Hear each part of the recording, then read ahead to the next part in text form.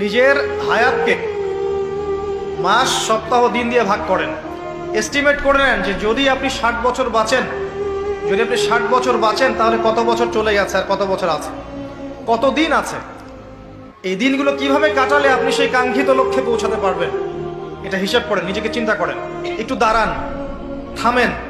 যে ফ্লোতে ছুটছেন, পরিবারের পিছনে, ব্যবসার পিছনে, চাকরির পিছনে, আপনার সমাজের পিছনে, দুনিয়ার পিছনে, বাড়ি গাড়ি স্ট্যাটাসের পিছনে, একটু দাঁড়ান, রিল্যাক্স হন।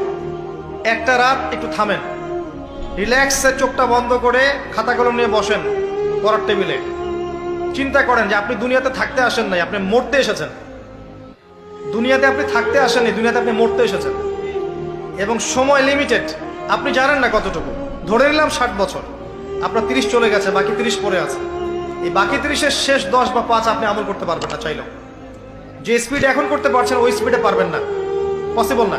এখন আপনার হাতে 20-25, এটাকে দিন দিয়ে ভাগ করেন।